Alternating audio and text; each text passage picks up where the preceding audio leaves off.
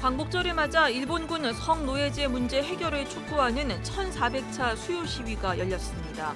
성노예 피해자 기로녹 할머니는 2만여 명의 시위 참가자들을 격려하며 일본 정부의 사과를 받아내는 날까지 함께 싸워나가자고 말했습니다.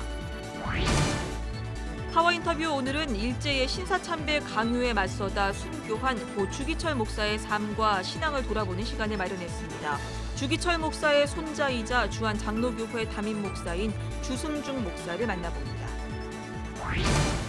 한국기독실업인회 CBMC가 기독실업인으로서의 사명을 돌아보는 제46차 한국대회를 진행하고 있습니다.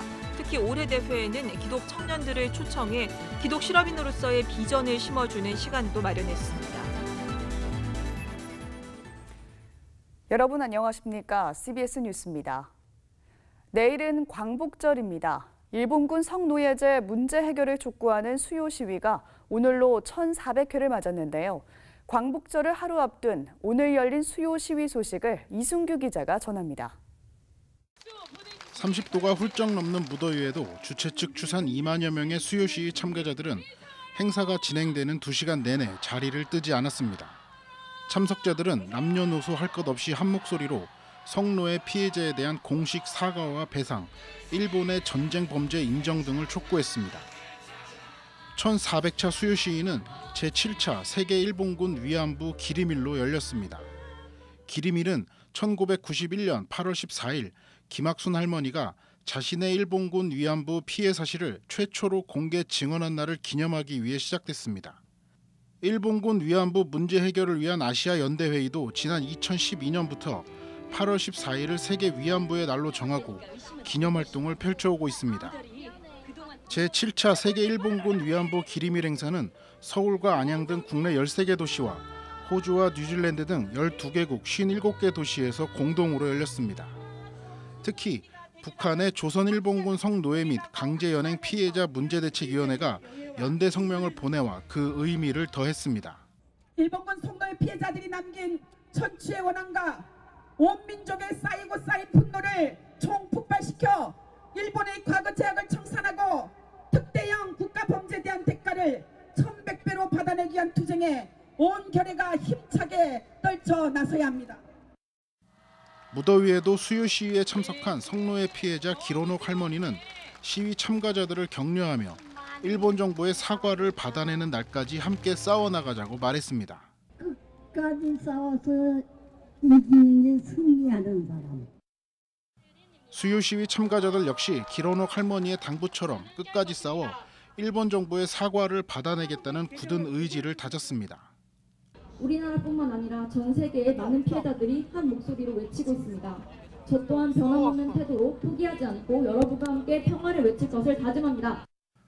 1992년 1월 8일 미야자와 가이치 당시 일본 총리의 방한을 계기로 시작된 수요 시위는 세계 최장기 시위로 기록된 지 오래입니다. 생존한 피해 할머니들은 20명, 수요 시위 참가자들은 더 늦기 전에 일본 정부의 전쟁 범죄 인정과 진상 규명, 전범자 처벌 등이 이뤄져야 한다며 끝까지 함께 싸울 것을 다짐했습니다.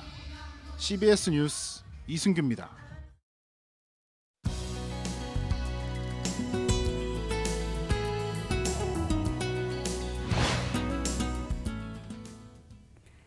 내일은 36년 일제의 압제에서 해방된 날입니다. 일제의 포갑에 항거한 항일 운동가들이 흘린 피 덕분에 광복을 맞을 수 있었는데요. 오늘 파워인터뷰에서는 일제의 신사참배 강요를 끝까지 거부하며 모진 고문을 감내해낸 고 주기철 목사님을 돌아보는 시간을 마련했습니다.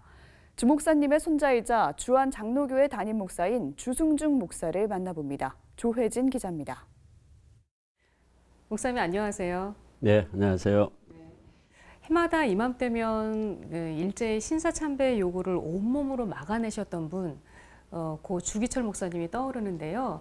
근데 목사님은 이맘때 어떤 생각이 드시는지 또 손자이기도 하시잖아요. 예, 궁금하더라고요. 요새 당연히 또 광복절이기도 하고 또 요즘 일본과의 경제 전쟁이 또 벌어지고 있고 그래서 이제 요즘 뭐 자연히 저는 할아버지 다시 한번 생각하고 그 우상 숭배했던 한국교회의 아픔 이런 것들이 많이 생각이 나고요. 예. 그러면서 또 한 가지 아쉬운 거는 일제 때 그렇게 신사참배를 강요당하면서 한국교회가 참 어려움을 많이 겪었는데 네. 아쉬운 거는 요즘 특히 이제 만모니즘이 또 다른 형태의 우상 숭배로 지금 한국교회를 지금 어렵게 하고 있는 게 아닌가. 그래서 마음이 여러 가지로 착잡하고 안타까운 마음이 있습니다. 정말 목사님은 신앙의 순수성을 지키기 위해 그렇게 애를 쓰셨는데 그 후손인 지금의 한국교회 우리 성도들은 또 목회자들은 잘하고 있나 이런 생각을 하신다는 말씀이시죠? 네, 그렇죠. 예, 예. 네, 주기철 목사님은 여성인권 향상이라든가 또 우리의 그 경제 자주 독립을 위해서 굉장히 애쓰셨던 분이시더라고요. 그러니까 우리에게 잘 알려져 있지 않은 주 목사님의 모습이 있다면 어떤 걸까요? 목사님이 원래는 신학을 하려고 그랬던 분이 아니었어요. 오산 학교를 다닐 때에 남강 이승훈 선생님하고 고당 조만식 장로님의 영향을 참 많이 받아서 경제를 살려야 된다. 우리나라가 네. 다시 회복되는 거는 경제를 살리는 것밖에 없다라고 아마 그분들을 통해서 많이 교육을 받으신 것 같아요. 네. 그래서 이 연희 전문 학교 상과를 입학을 하셨어요.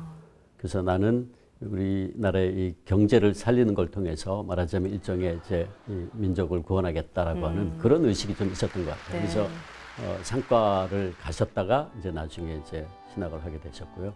또 한 가지는 다음 세대 교육에 대해서 굉장히 관심을 많이 가지고 거기에 집중하셨어요.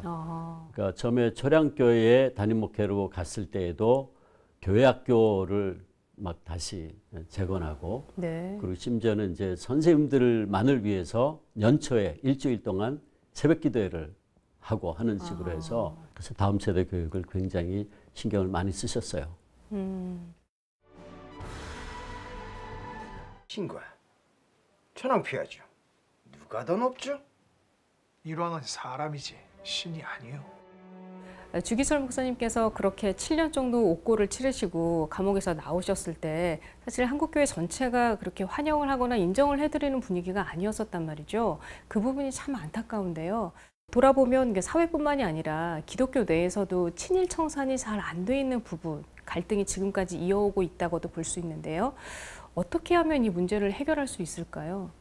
그 문제는 정말 어려운 문제인 것 같습니다. 예, 예. 그때 이제 목사님 순교하시고 또 많은 분들이 이제 감옥에 있다가 추록하셨어요. 소위 이제 추록 성도들이죠. 네. 그분들이 나와서 이 신사참배는 우상숭배니까 이 문제는 반드시 짚고 회개하고 넘어가야 된다. 맞죠. 그래서 그분들이 주장했던 것이 뭐냐면 옥중 성도들이 주장한 것이 3개월 동안 신사참배한 목회자들은 강단에 서지 마라. 그랬어요. 근데 이제 바깥에 있던 분들은 무슨 소리냐. 다 감옥 가고 다 순교하고 그러면 교회는 누가 지키냐. 우리가 바깥에서 비록 신사참배는 했지만 교회를 지켰다. 그러면서 그걸 거부했어요. 그런 과정에서 우리는 한 번도 제대로 된 정말 신앙적인 회개, 사회적으로 이야기하면 역사 어떤 청산이라든지 그런 예. 교훈을 우리가 남기질 못했어요. 지금 이제 사회에서는 네. 뭐 친일파 명단도 작성하고 그쵸. 그러면서 그게 꼭 비난하자는 것이 아니고 역사적 교훈을 우리가 받자는 건데 맞습니다. 앞으로 다음 세대를 위해서 네네. 그러니까 그런 의미에서는 한국교회도 그런 작업들이 좀 있어야 되지 않을까. 예, 정말 꼭 필요한 부분인 것 같습니다. 특히 올해는 3.1운동 100주년을 기념하는 해여서 그 항일 운동이라든지 그런 정신을 기념하는 행사가 3월달에 굉장히 많이 열렸죠. 목사님 그런 행사들 움직임 보시면서 어떤 생각 드셨어요? 사실 3.1운동은 한국 교회가 없었으면 제대로 이루어지긴 참 어려웠던 상황이었거든요. 그 당시에 전국적인 조직망은 교회가 유일한 단체였기 때문에 그렇죠. 그래서 전국에 동시다발적으로 만세운동이 일어날 수 있었는데 교회가 했던 역할에 대해서 좀 너무 이렇게 간과하는 게 아닌가. 그게 참 아쉬웠어요. 우리 다음 세대에게 나라 민족이 어려웠을 때에 우리 신앙의 선배들이 교회가 어떤 일을 했는가 하는 것을 교육하고 이어줄 필요가 있다. 네. 그래서 몇몇 목사님들이 모여가지고 교재도 만들고 교회에서 가르칠 수 있는 그 3.1운동 때 교회가 어떤 일을 했고 하는 거를 그 당시 역사적인 많은 자료들을 발굴하고 네. 그래서 그걸 우리가 어떻게 이어갈 건가 교재를 만들고 미션 스쿨에도 그걸 다 보내고 네. 그런 작업을 했었습니다. 좀 의미 있는 일을 하셨네요. 네. 예. 지금 한국교회가 참 많이 어지러운 상황이고요. 사회적 신뢰도도 굉장히 많이 떨어져 있습니다. 이런 모습을 만약에 주기철 목사님께서 보신다면 엄청 저희들이 꾸지람을 들을 것 같다 이런 생각이 드는데요. 그 당시에는 그러니까 적과 악은이 분명한 시대였고, 근데 지금은 이게 다 뒤섞여 가지고 이게 정말 구분하기 힘든 그런 시대여서 참 신앙생활 하기가 사실은 더 어려운 것 같아요. 그래서 그런 면에서 우리가 삶 속에서 어떻게 하든지 말씀을 살아내려고 노력하고, 그리고 그러려면 자기를 죽이는 연습을 부단히 해야 되지 않나 생각이 듭니다. 예, 오늘 말씀 감사합니다, 목사님. 네, 고맙습니다. 한국기독실업인회 CBMC가 제46차 한국대회를 진행하고 있습니다. 기독실업인으로서의 사명을 돌아보고 새로운 비전을 세워나가기 위한 자리인데요. 특별히 이번 대회엔 청년들을 위한 시간도 마련됐습니다. 오요셉 기자입니다. 성경적 경영을 통해 일터에서 선한 영향력을 끼치기 위해 힘써온 기독실업인들이 한자리에 모였습니다. 만민을 위하여 기치를 들라란 주제로 진행된 이번 CBMC 한국대회는 기독실업인으로서의 사명을 다지는 시간들로 채워졌습니다.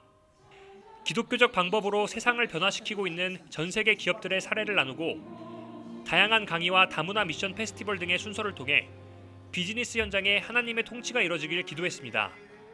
우리 CBMC 회원들이 앞장서서 예수 그리스도의 복음 그 기치를 들고 나아감으로써 정말 우리뿐만 아니라 우리 한국 사회에 선한 영향력을 미치고자 그런 이 행사를 진행을 해 왔습니다. 특별히 이번 CBMC 대회에서는 지난해에 이어 다음 세대에게 새로운 꿈과 도전의식을 심어주는 청년 초청 집회가 함께 진행됐습니다. 경북 지역 대학생들과 창업을 준비하는 청년들을 초청해 기업인들과의 만남의 자리를 제공하고 창업과 관련된 실질적인 정보와 함께 기독 실업인으로서 지켜야 할 가치를 전했습니다. 아무리 탁월한 아이디어를 갖고 있다 하더라도 그것이 구체적인 서비스나 아이템이 돼서 시장과 고객이 만족하느냐, 이거하고는 굉장히 거리가 멀 수도 있다는 점에서 그런 감각, 그래서 끊임없는 노력과 정보와 네트워킹 통해서 얻어지는 것이라고 생각하고요. 경쟁보다는 협력, 성공보다는 사명, 나보다는 우리, 계약보다는 약속, 이윤보다는 가치, 빨리보다는 멀리, 이런 성경적 가치를 실현한다는 게 쉽지 않을 것 같죠? 정말 어렵습니다. 어떤 형태로든 하나님 나라 의를 먼저 구했을 때는 하나님이 이끄심을 경험하고 있습니다. 청년들은 갈수록 심해지는 청년 일자리 문제와 진로 고민 속에서 집회가 큰 도움이 됐다며 사회에 나가서도 기독 청년으로서의 정체성을 지켜나가겠다고 다짐했습니다. 청년들이 실업이나 이런 창업에 대해서도 고민들이 많은데 실제로 성공하신 분들을 만날 수 있어서 정말 좋은 시간이었고, 또 하나님 안에서 이런 꿈을 키워나가셨다는 게 더 인상 깊었습니다. 기독교인으로서 약간 정체성을 가지고 참여할 수 있는 이런 프로그램들은 약간 많지 않다고 생각을 했었는데, 청년들 같은 비슷한 고민을 하고 있는 사람들끼리 모여서 강연도 듣고 또 대화도 할 수 있는 자리가 마련이 돼서 되게 좋은 기회였던 것 같습니다. 어려운 경제 상황 속에서도 일터에서 기독교적 가치를 구현하기 위해 고군분투해온 기독 실업인들. 이들은 미래 세대인 기독 청년들을 격려하고 축복하며 세상의 유혹에 흔들리지 않고 믿음 위에 굳게 서길 기대했습니다. CBS 뉴스 오요셉입니다.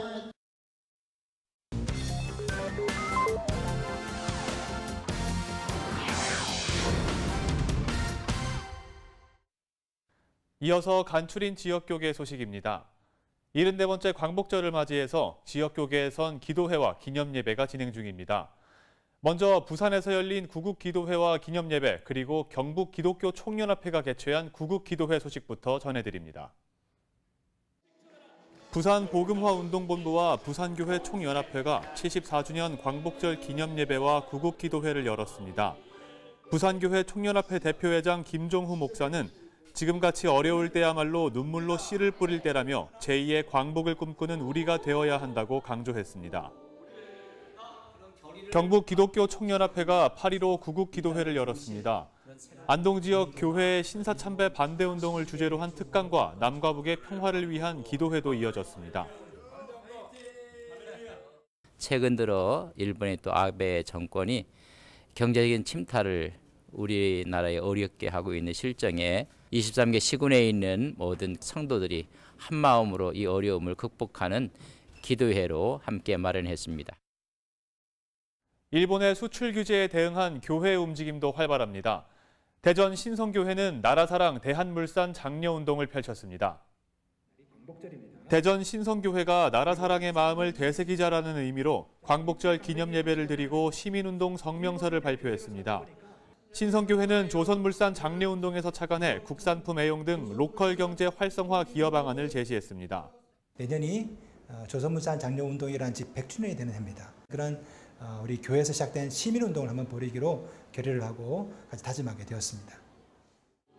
또 광복주의를 기념해 애국가 제창과 만세 삼창의 시간도 가졌습니다. 기독교 대한감리회 동부연회 바울전도단이 전도훈련 시간을 가졌습니다. 또 예장합동 여수노회는 원데이 캠프를 열고 학생들을 위로하고 격려했습니다. 기독교 대한감리회 동부연회 동해 삼척지방 바울전도대가 전도훈련을 진행했습니다. 이 바울전도대를 통해서 더 많은 성장, 그리고 미자립 교회들이 좀 많이 성장을 해서 즐겁게 전도할 수 있는, 즐겁게 목회할 수 있는 그런 교회들이 되길 소망합니다. 이날 전도훈련에는 40여 명의 전도대원이 모여 예배를 드리고 삼척 지역에 흩어져 복음을 전했습니다. 예장합동 여수노회가 학생들을 위로하기 위한 목적의 원데이 캠프를 열었습니다. 복음으로 자랑하라라는 주제로 열린 캠프에서 김은길 여수 나진교회 담임 목사는 하나님 품 안에서 사랑을 느끼고 꿈을 키워나가 귀히 쓰임받는 하나님의 자녀가 되길 바란다고 말했습니다.